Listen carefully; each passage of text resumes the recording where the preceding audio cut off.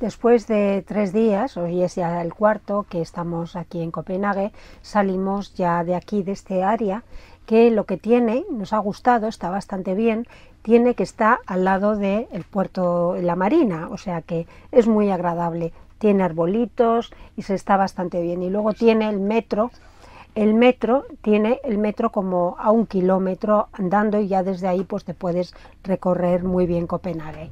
Y luego también pues tiene el restaurante, que yo creo que ese debe ser el del Club Náutico, donde es recomendable porque se come bastante bien. Fue una comida muy rica que tuvimos el primer día allí. De camino hacia nuestro siguiente destino, Rungsted, lo realizamos por carretera vecinal, francamente estrecha, donde resulta complicado simplemente sortear las numerosas bicicletas y cruzarse con otro vehículo de frente, pero el paisaje por el que circulamos es verdaderamente hermoso y todo se sobrelleva con facilidad así.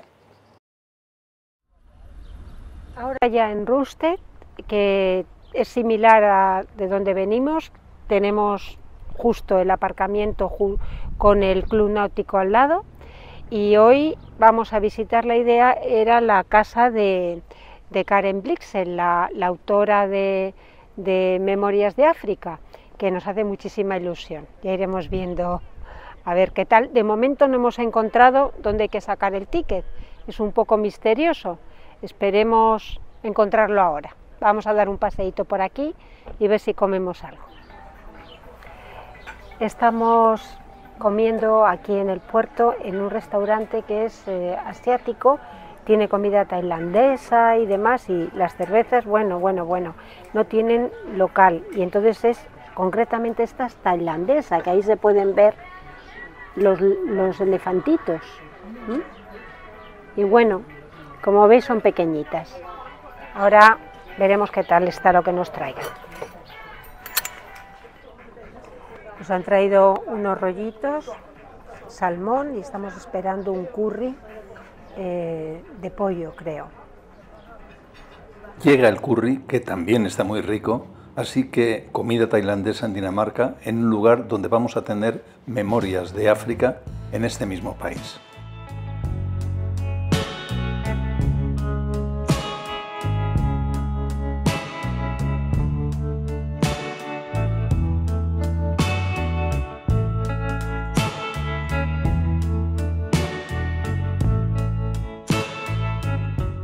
La zona del puerto, contigua al área de autocaravanas, dotada de agua, desagües y electricidad, es muy agradable, con unas edificaciones triangulares francamente homogéneas.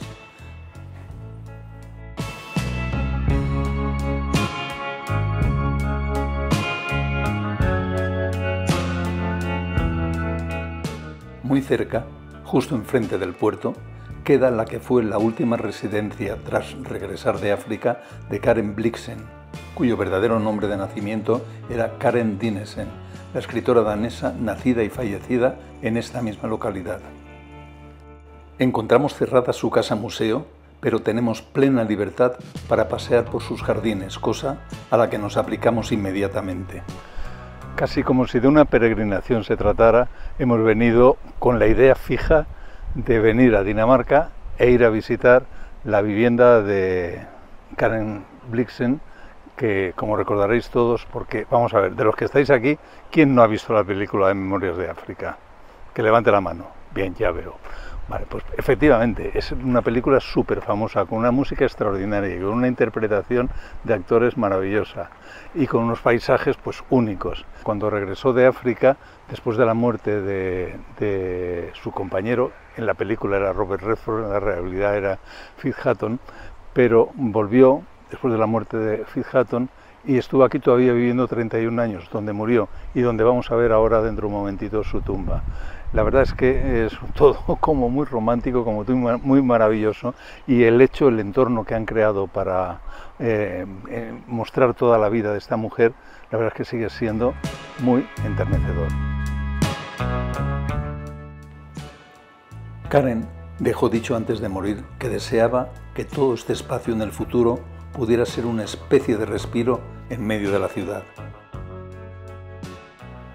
Y la verdad es que mientras caminamos por este parque, entre una abundante vegetación, hayedos de 200 o 300 años de antigüedad y ciertos animales selváticos en libertad que han servido de inspiración para más de un poeta danés y de otras partes del mundo, creemos que se ha cumplido su deseo.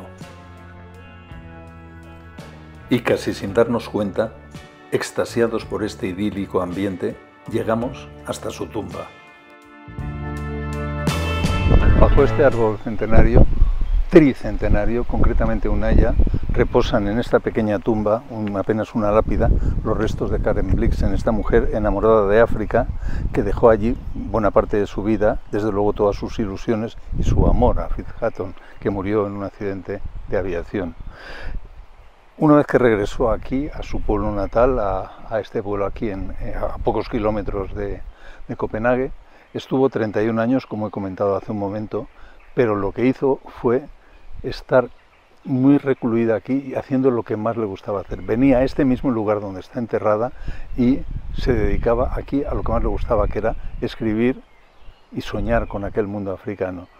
Y nunca más volvió, como digo, a África, pero lo que sí hizo fue cada noche mirar a África. ¿Y cómo lo hacía? Dentro de su casa se dirigía a una habitación que tenía mirando al sur, mirando a África, y allí pasaba las horas muertas.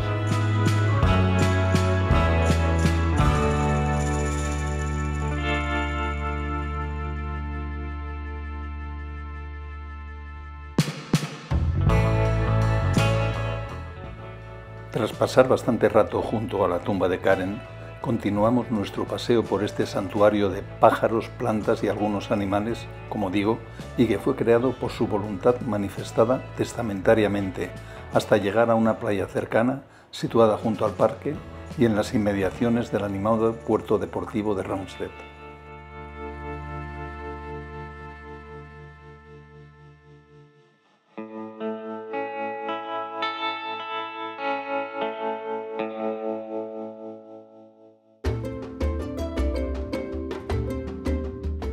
Temprano, la siguiente mañana, regresamos hacia la casa de Karen Blixen para ser los primeros en visitarla, y casi apenas accedemos al interior, lo que, como bienvenida vemos, es una fotografía suya de cuando era muy jovencita, y en la que se presenta como una bella chica danesa, nada que envidiar en cuanto a belleza, con la protagonista en la película y que no es otra que Meryl Streep, como recordaréis.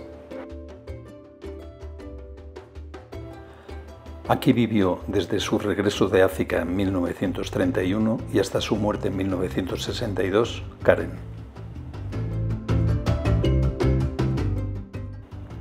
Y aquí quedó su máquina de escribir y una auténtica montaña de documentos, muchos de ellos inéditos, sobre la vida y la obra de esta mujer, así como recuerdos de sus viajes y vida en África, con dibujos, pinturas y muchos escritos.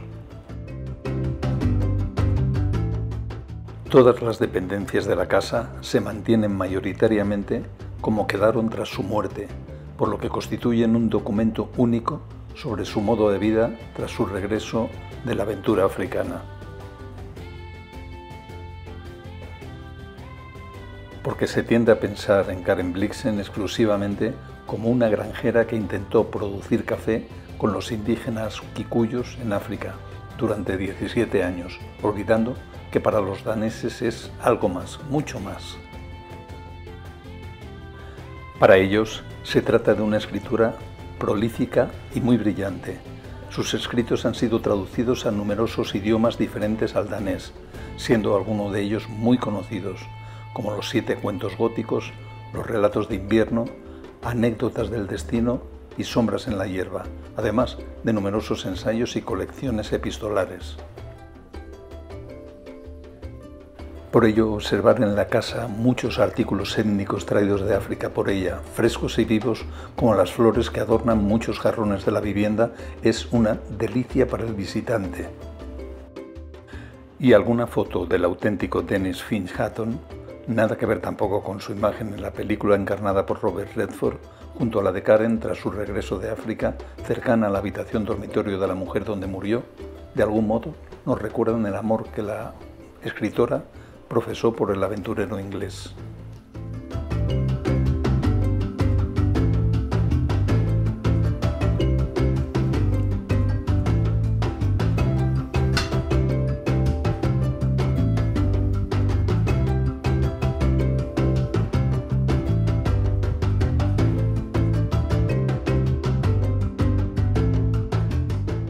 la parte alta de la vivienda, hacia la que asciende Isabel, en tiempos de la escritora fue un almacén con lugar para tender la ropa en el lluvioso Römstedt y como paso para los sirvientes de la casa.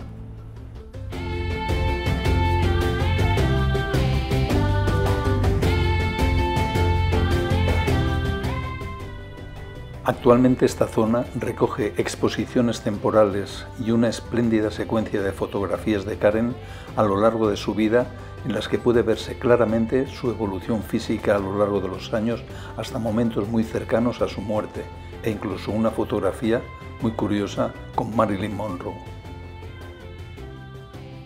Un hermoso y emocionante recuerdo esta visita a la vivienda de Karen Blixen.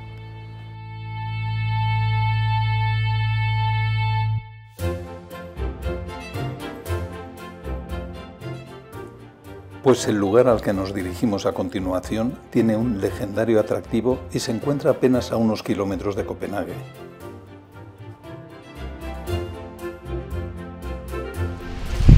Hemos venido a Helligborg, que parece que es un conjunto monumental que encierra castillos, torres, pasadizos, iglesias y que tiene como 3 lados, hay que pasar por medio de, está en medio de como de 3 islas, incluso hay unos cruceros.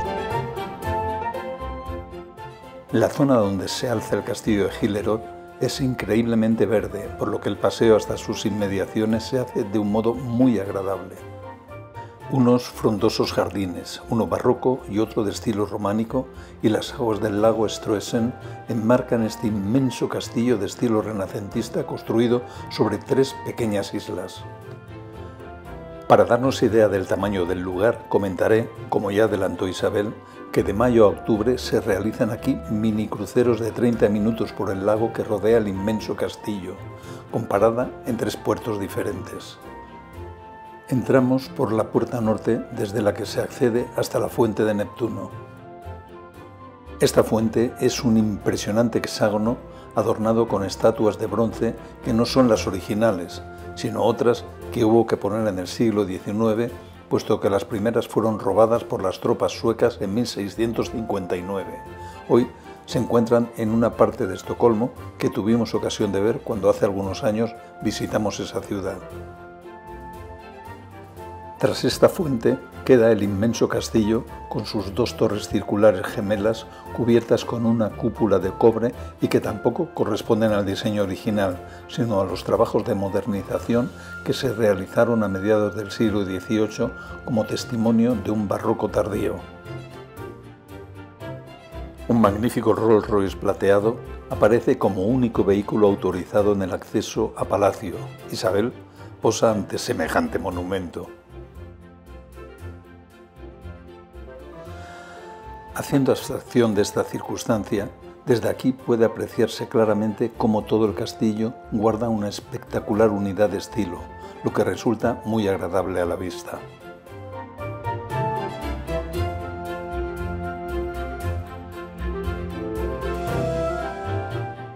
Buena parte de las edificaciones que rodean el patio quedan parcialmente sumergidas en el lago que circunda todo el perímetro.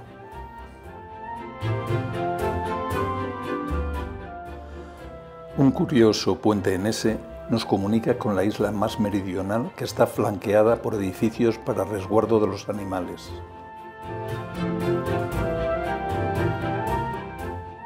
Desde aquí se obtiene una vista muy interesante del conjunto del castillo.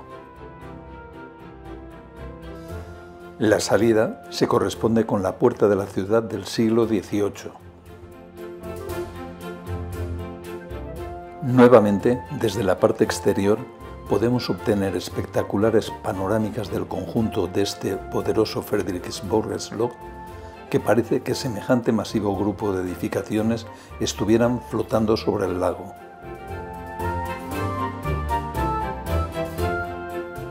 Tras la visita, a nosotros nos llega la hora del almuerzo.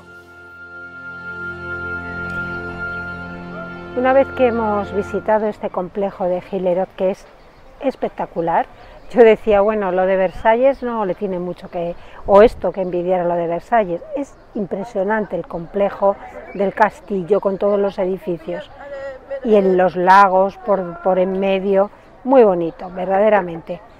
Hemos parado ahora al borde de esta parte del lago a comer en un sitio que se llama, se supone, la Casa de las Costillas. Por supuesto, Antonio ha pedido sus costillas y yo, ya que no hay sardinas, ni hay boquerones, pues me he pedido salmón. Lleva 3 días seguidos con salmón o más.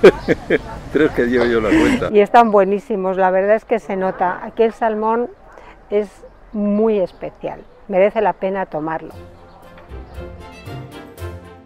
Verdaderamente, el salmón que se ha pedido Isabel tiene una pinta espectacular.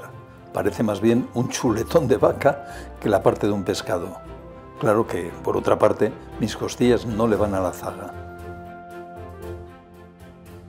Regresamos hacia el aparcamiento donde hemos dejado la autocaravana, atravesando hermosos jardines y fuentes en un relajado y hermoso paseo.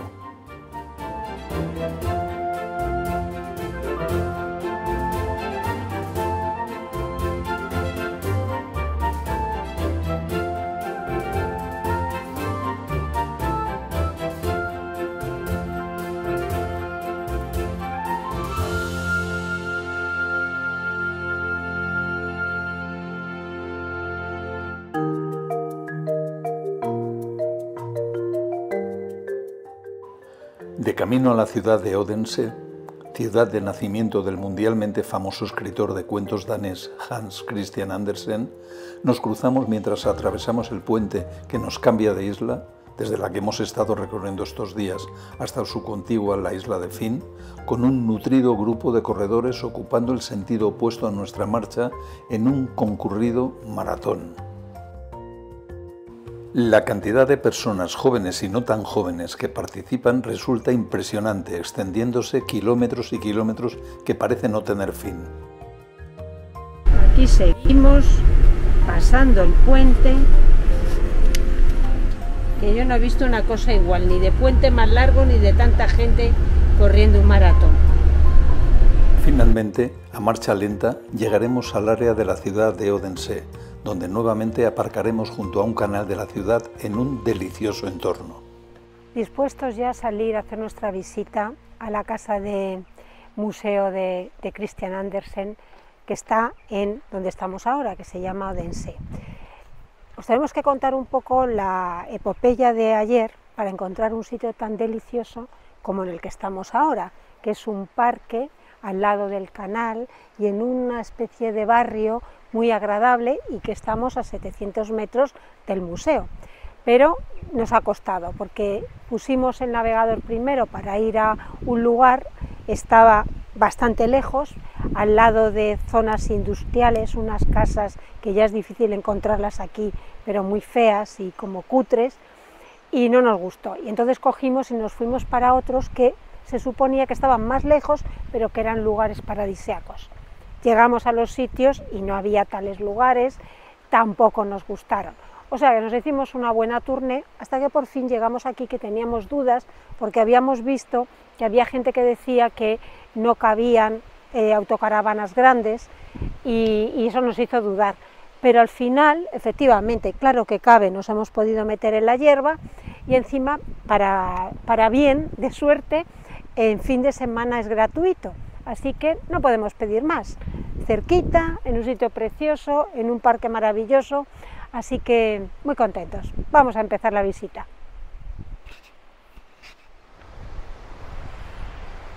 Sí, de acuerdo, ya lo ha dicho Isabel, esta es la ciudad más emblemática que existe en el mundo, destinada a un solo hombre que se dedicó a escribir cuentos, a Hans Christian Andersen.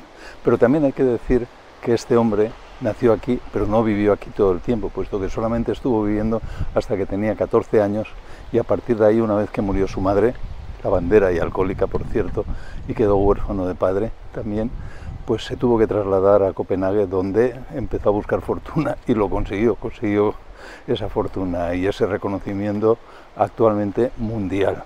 Así que bien, es la ciudad de Andersen, pero también hay que decir que de ese nombre, Odense, deriva de un nombre nórdico porque se refiere al rey del panteón vikingo, el dios Odín, y significa Oden B, no Odense. Oden B es santuario, entonces es el santuario de Odín, porque aquí, en este lugar, existía este santuario y a él se dedicó el nombre de la ciudad.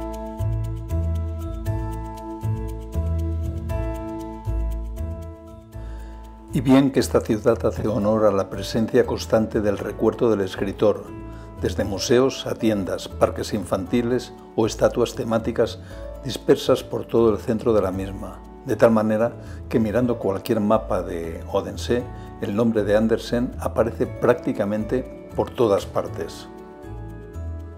Y así llegamos a lo que puede que sea el lugar más visitado de Odense, y que originalmente era una casa modesta en tiempos alquilada a los abuelos maternos del escritor, pero que desde principios del siglo XX se ha ido convirtiendo en un increíble museo que de una forma bastante peculiar y extraña a veces reúne cualquier posible documento, cualquier recuerdo personal de Andersen, ediciones de sus obras y frases por todos lados correspondientes a sus 156 cuentos. Actualmente, de la imagen que podía tener cuando estaba habitada por la familia Andersen a lo que hoy podemos ver, prácticamente no hay ninguna correlación. Aquí se incluyen audiovisuales en numerosos idiomas y a través de pasadizos y pasarelas se va conduciendo al visitante a descubrir el modo, para mi gusto un poco idealizado, del contexto en que vivió el autor, así como algunos aspectos más o menos conocidos que nos acercan a su carácter y a su extraordinaria sensibilidad. Luces y sombras, imágenes que aparecen y desaparecen, nos introducen en escenas de su vida y de su obra, casi sin solución de continuidad entre unas y otras. Resulta, sin duda, un curioso museo, bastante inusual por cierto. Por momentos te acerca paisajes oníricos como salidos de la mente extraordinaria del imaginativo Andersen. Sobre lienzos de luz van creándose esquemáticos dibujos como realizados a mano. Nuevas pasarelas nos dirigen a salas cada vez más comprometidas con la imaginación del autor. Y frases de sus libros que aparecen de improviso por todas partes.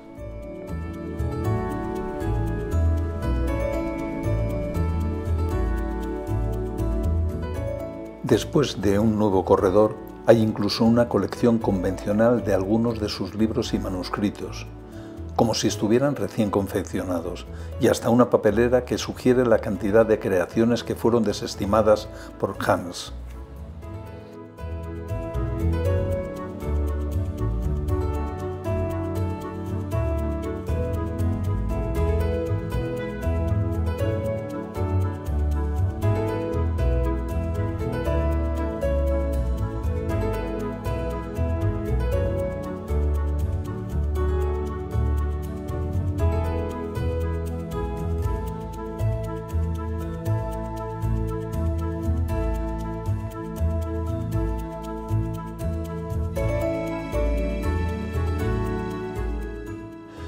Por supuesto, también existe aquí un buen número de esculturas de Andersen, invariablemente rodeado de niños, a los que por momentos cuenta alguno de sus relatos, porque se dice de él que además de excelente escritor, era un extraordinario narrador.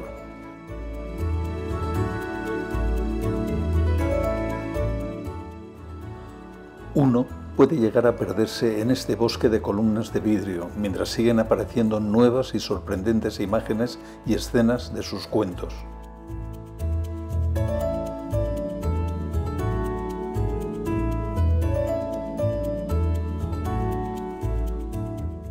Muchos de los elementos presentados en este increíble museo son, además, completamente interactivos y es posible utilizarlos por parte de los visitantes al mismo.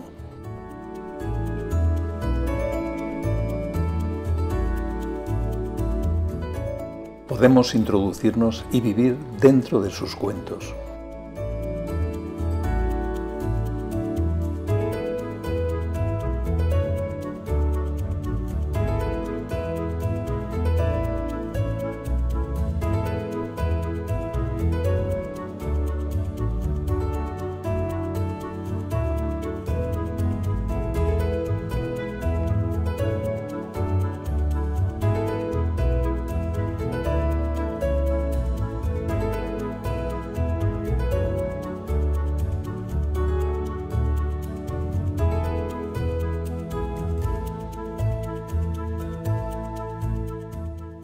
podemos ver como llenos de vida a todos los personajes de sus cuentos.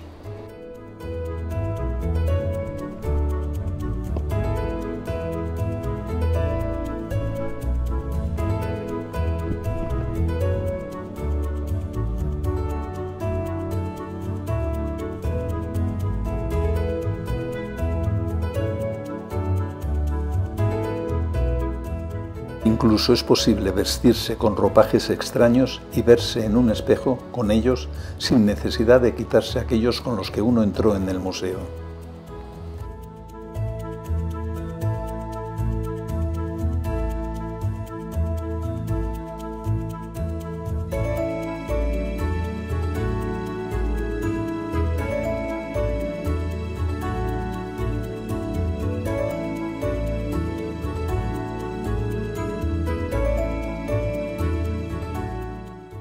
En fin, lo diré de una vez, este es un museo que a nadie, ni a chicos ni a grandes, deja insensibles y que, desde luego, es de imprescindible visita en esta ciudad de Odense.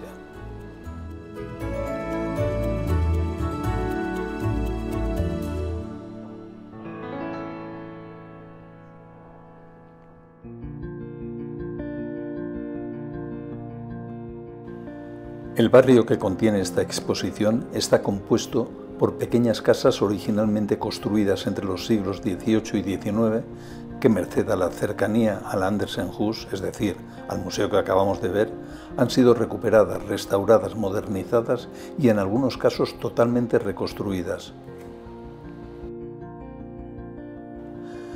Pero claro, este museo no tiene nada que ver con el modo en que pasó su infancia y primera juventud el bueno de Andersen. En un barrio cercano, porque en Odense todo está cerca, que aún tiene aspecto de ser muy modesto, queda la casa de la familia Andersen, donde nació el que posteriormente sería considerado universalmente como el cuentista más importante de todos los tiempos.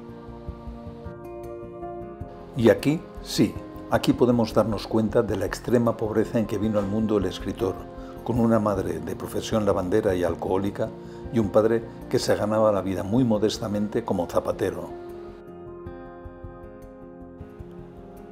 Actualmente esta casa ha sido convertida también en museo y ha quedado como una exposición de objetos y recuerdos relacionados con la infancia de Hans Christian.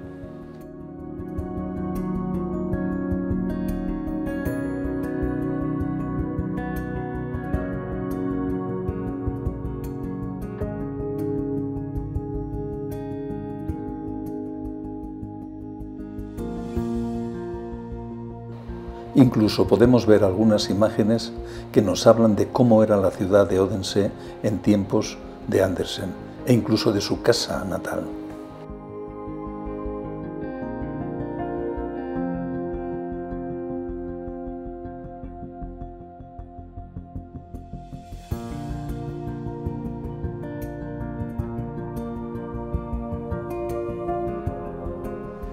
Cuando vivían aquí la familia de Andersen, esto era un sitio muy modesto dentro de la ciudad, y aquí donde estoy yo ahora mismo, esto era una valla, no existía este jardín. Sin embargo, actualmente este jardín que hay aquí detrás de mí está lleno de plantas que son las que aparecen en los jardines de los cuentos de Andersen. Algunas de ellas, algunas de estas plantas llevan plantadas aquí más de 100 años. Lo cual nos ayuda a comprender aún mejor el ambiente en que se desenvuelven sus relatos.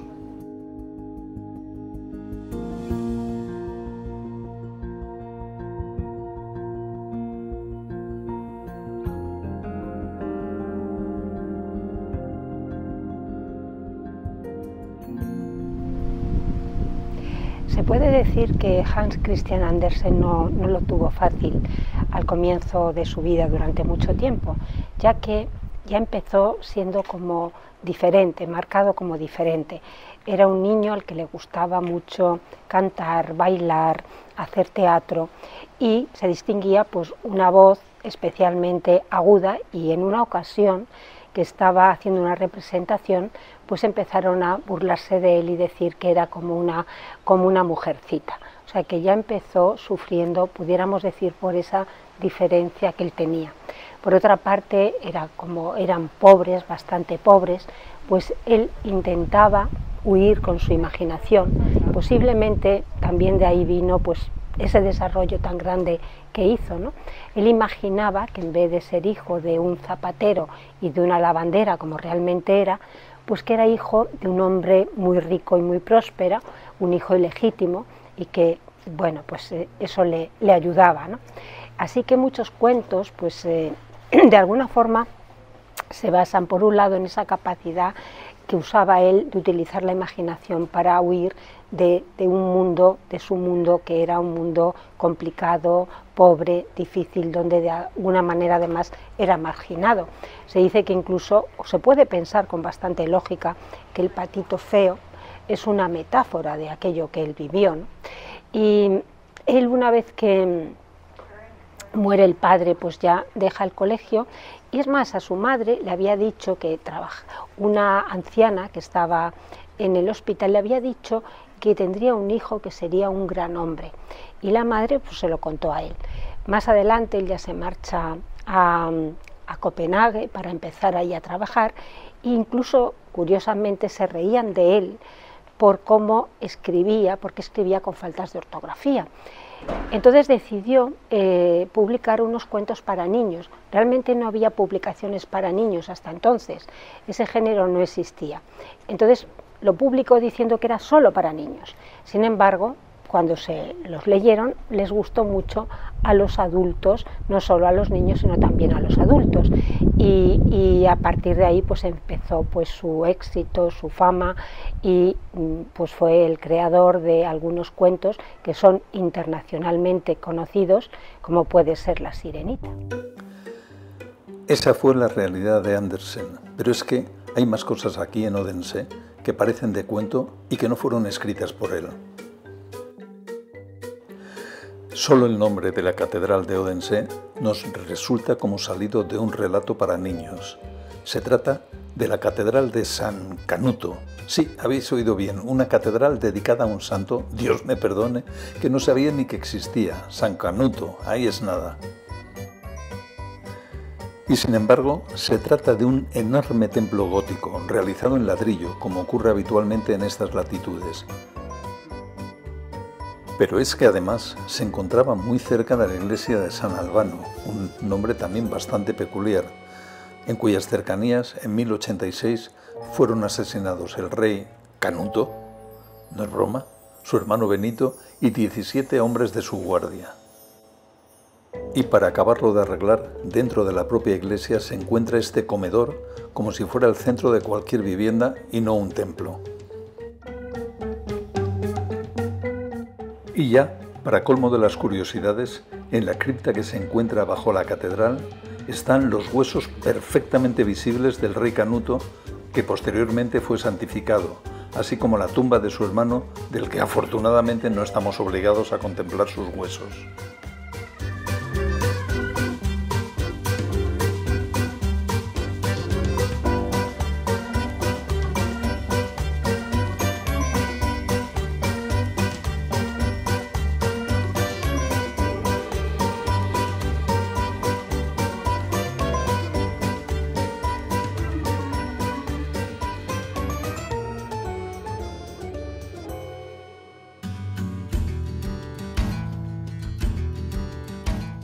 Regresamos a la plaza central de Odense, donde vemos, al final de una calle arbolada, la impresionante aguja de la iglesia de San Albano, que comentaba anteriormente, y que visitaremos enseguida, aunque de momento teníamos otra prioridad, que era probar la gastronomía local.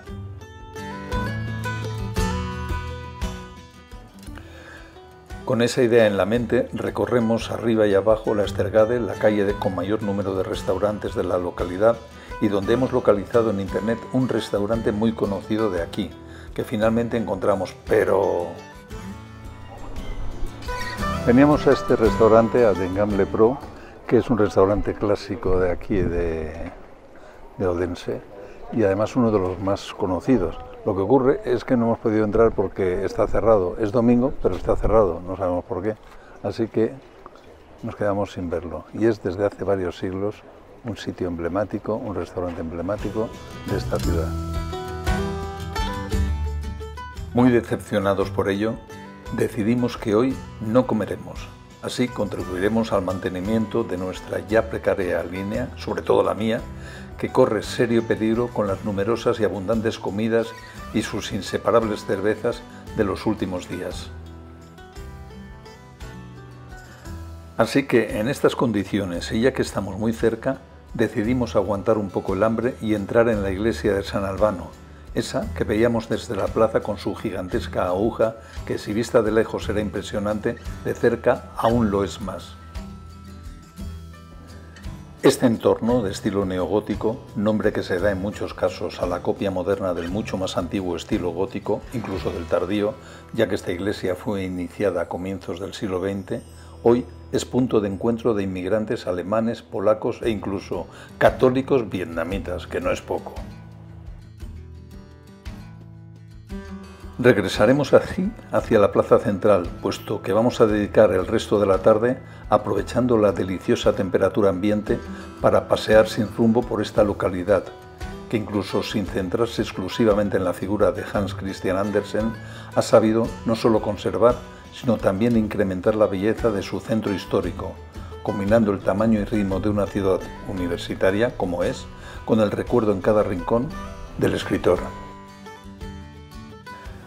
No es de extrañar, por tanto, que cuando en diciembre de 1867 el autor del Patito Feo y de la Sirenita fue proclamado ciudadano honorario de Odense, rindiéndole un gran homenaje, viviera uno de los momentos más emocionantes de su vida. Probablemente, regresando a su ciudad de nacimiento, recordara las penurias, las vejaciones, las incomprensiones que en esa misma localidad sufrió él y su familia durante su infancia. Pero así es la vida, amigos. Cuando uno está en la cima, todos son parabienes y se suele olvidar lo injusto que se le pudo tratar en momentos de penuria y de estrecheces. Claro que ese es otro tema que nada tiene que ver con nuestros vídeos, dedicados a los viajes y al conocimiento de otros lugares, de otras culturas, pero amigos, conviene que no lo olvidemos. Así que muchas gracias por estar viajando con nosotros y hasta siempre. Nos vemos muy pronto.